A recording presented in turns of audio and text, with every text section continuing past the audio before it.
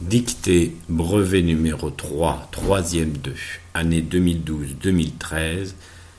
Piste de réflexion pour la grammaire et l'orthographe du premier paragraphe. On voulu. Attention à on.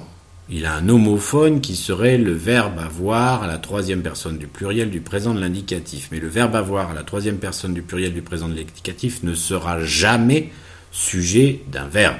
Or, ici, on a le verbe voulu, qui est le verbe vouloir au passé simple de l'indicatif. Donc, c'est l'autre orthographe de on, qui est celle du pronom personnel indéfini, troisième personne du singulier, ce qui nous donne la terminaison de voulu au passé simple de l'indicatif. Leur apprendre, c'est on voulu apprendre à eux. Ici, à eux est représenté par le pronom impersonnel leur, qui ici ne prend jamais de marque du pluriel. Apprendre, c'est à l'infinitif, donc rien de particulier. Les mathématiques, l'orthographe est un peu compliquée, mais le déterminant vous donne de suite le nombre. Point. Ils s'assirent.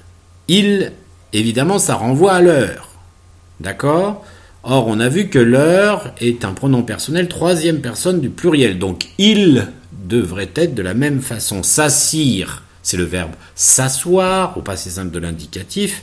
Et si vous regardez, déjà, vous avez bien la vérification que c'est la troisième personne du pluriel. Sans, attention, ça veut dire avec aucun, d'accord ? Sans, c'est avec aucun. Donc, sans un mot, à partir de là, ça veut dire avec pas un seul mot. Point. Un professeur, aucune particularité. Entra, c'est le verbe entrer, toujours au passé simple de l'indicatif. Ici, c'est un verbe du premier groupe. Donc, vous devriez connaître sans aucune difficulté la terminaison du verbe entrer. Point. Il leur tourna le dos. Il. Qui est-ce qui tourna le dos à l'heure ? Celui qui est entré, évidemment. Donc, quelle personne, quel nombre ? L'heure, c'est toujours le leur de la première phrase qui renvoie au il de la deuxième. Tourna, c'est il qui se tourna. Donc à partir de là, c'est la terminaison du passé simple de l'indicatif à cette personne et son nombre. Le dos, pas de particularité. Pour écrire, aucune particularité. Au tableau, sur combien de tableaux il va écrire ? Donc est-ce que c'est le singulier ou est-ce que c'est le pluriel ? Point. Quand il revint vers eux.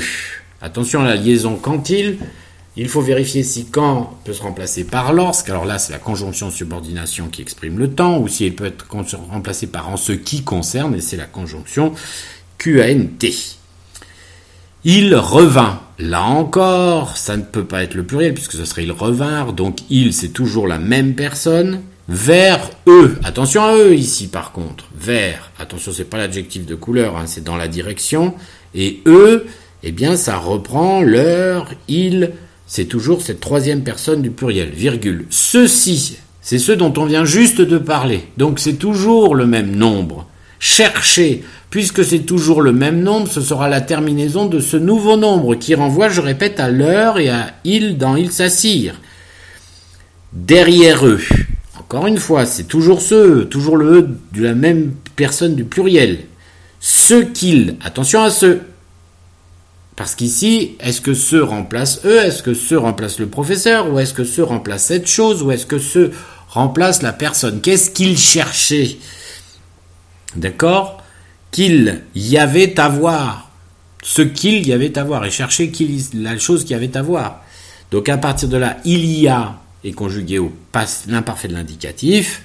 À voir, évidemment. Ici, vous remplacez à par avait, vous voyez, c'est un sens, ça n'a pas de sens, c'est la préposition, et voir, c'est l'infinitif du verbe qui concerne la vision.